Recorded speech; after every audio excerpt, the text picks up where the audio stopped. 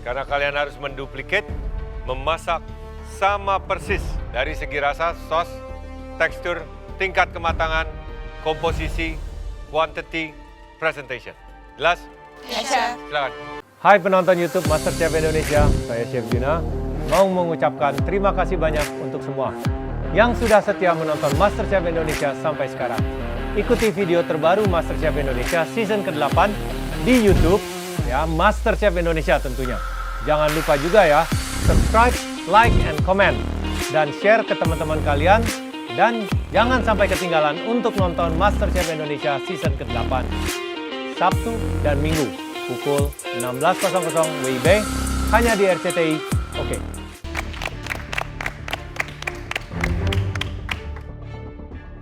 So, Fabs, Jazlyn, Wena, Olivia, welcome to pressure test. Masih semangat? Masih semangat. Aku cuman bisa mikirin kalau aku harus berjuang my very best biar aku nggak pulang hari ini. Full of surprise, right? Ya. Makanya selalu menjadi yang terbaik. Do your best di setiap challenge. Mungkin kita lagi mood makan yang enak-enak aja. Di depan kalian sudah ada hidangan yang ditutupi dengan tudung saji, sudah pasti. Ini adalah tantangan duplicate dish.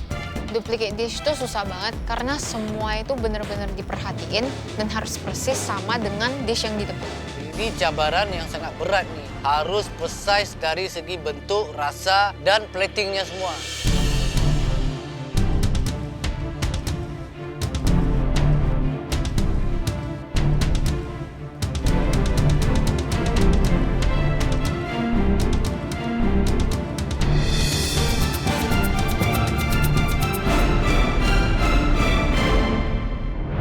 So this is baked Japanese pomfret atau bawal Jepang. Kalian tidak asing lagi, saya pernah katakan, be smart on what you see and what you heard. Ternyata ikan bawal yang dulu nggak dipakai sekarang nih. Karena sebelum di MasterChef aku pescatarian, jadi aku udah biasa ngolah ikan. Now, silahkan kalian maju ke depan untuk mengamati secara keseluruhan terdahulu, lalu kalian akan mencicipinya. Karena kalian harus menduplikat, memasak sama persis dari segi rasa, sos, tekstur, tingkat kematangan, komposisi, quantity, presentation. Jelas? Ya, Chef. Silakan. Maju ke depan ngelihat hidangannya, kelihatannya sih simple. Cuma ada salad sama ikan. Aku yakin ini pasti tekniknya ribet. Walaupun ini hanya ikan panggang, tapi karena ini duplicate dish, aku harus pay attention to detail. Karena ini dishnya tidak terlalu rumit, sudah pasti pressure point-nya itu di tingkat kematangan. Ikannya itu harus benar-benar flaky dalamnya dan kulitnya crispy. Oke, sudah diamati komposisi, silahkan ambil.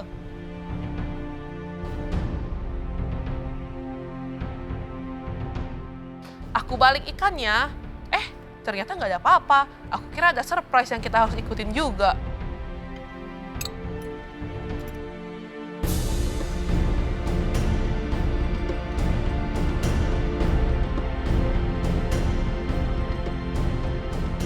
Pasti mereka itu semua menghadapi kesukaran karena memastikan ikan matang dan crispy. Oke, kalian sudah ambil ya.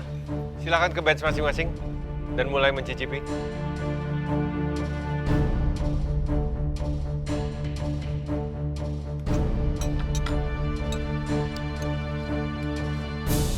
Setelah aku rasain, ternyata ikannya enak banget. Aku akan usahain gimana caranya tumpak blek jadi semuanya persis mirip.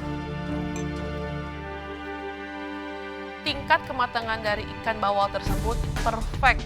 Masih moist, lembut, soft, dan ada manis dari seafoodnya tersendiri. Dan untuk sausnya, rasa utama yang aku cobain itu cilantro dengan soy sauce.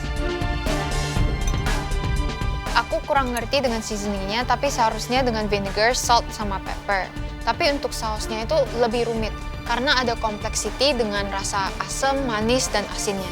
Baked Japanese pomfret atau bawal Jepang. Di sini pressure point-nya adalah how not to ruin the fish. Artinya Pressure point-nya adalah tingkat kematangan daripada ikan itu sendiri. Rasa sudah tidak perlu kita jelaskan, flavor is number one. Tetapi tingkat kematangan because ini adalah baked whole fish, itu yang menjadi crucial point. Jelas? Ya, Chef. Yes, Chef. Dagingnya harus succulent, kulitnya berwarna dan as crispy as you can, tanpa getting burned. Jelas? Ya, Chef. Kalian tidak boleh ke pantry karena bahan-bahan yang sudah kami siapkan di bench kalian masing-masing. Waktu kalian 45 menit. Waktunya lumayan mepet sih, karena harus bikin ikannya, harus bikin sausnya, dan kondimen yang lain. It's actually quite tight. Waktu memasak duplikat dish ini 45 menit. Aku rasa fair sih. Karena kalau di restoran juga kan, kalau kita pesen hidangan ikan, 30-45 menit harusnya udah jadi. Dimulai dari sekarang.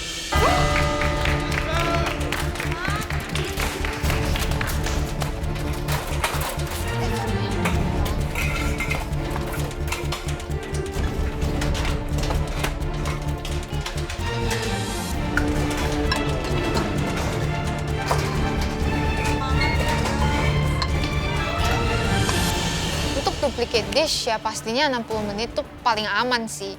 Tapi ya udah, kita mulai aja dulu.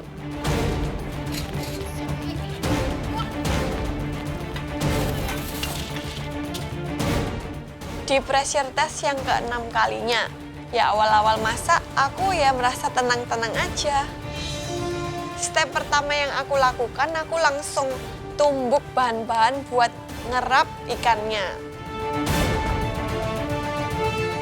Hal pertama yang aku lakukan, aku langsung manasin oven dan membuat bahan marinasi untuk ikannya. Terus aku langsung bikin aromatic oil. Aku siapin seasoning untuk ikannya, lalu salad, lalu aromatic oil, crispy onion, sauce. Oh my god, banyak banget loh komponennya.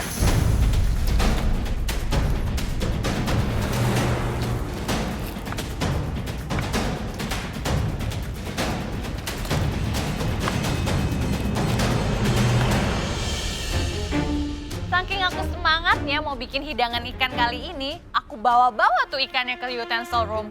Ngapain? Aku kenapa bawa-bawa ikannya ya?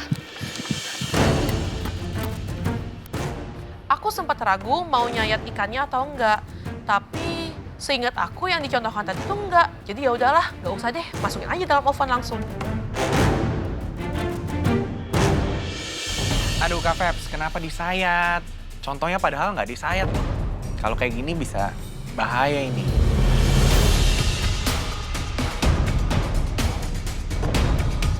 PT untuk kesekian kalinya aku udah terbiasa diombang-ambing. Tapi ya tetap harus tetap berusaha di kesempatan terakhir ini biar nggak pulang. Udah aku rap ikannya satu sisi, ternyata aku lihat Kak Febs kok ikannya diskor ya. Jadi aku tambah galau, diskor atau enggak. Diskor nggak sih ikannya ya? Oh iya. Akhirnya aku ikutan aja deh, aku skor tapi nggak usah dalam-dalam. Aku sih lihat cara kerja Olive lumayan cepat, tapi itu ikannya di-scoring. Kenapa harus di-scoring, Liv? Itu kan duplicate dish, sedangkan contoh di depan itu nggak di-scoring loh ikannya.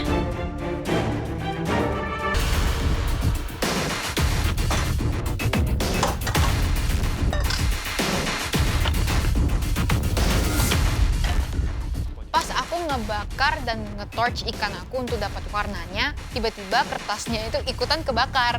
Ya mau gimana lagi, aku tiup-tiupin aja biar semua apinya mati. Yang penting ikan aku nggak gosong.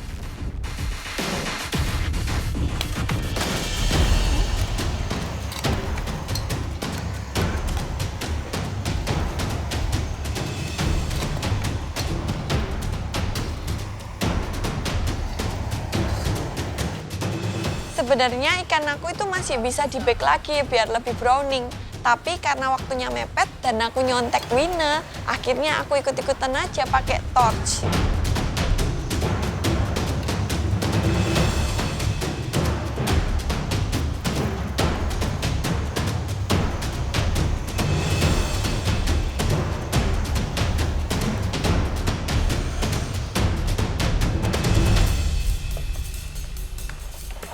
Kenapa di blowtorch? Because it's dark. di duplicate dish nih.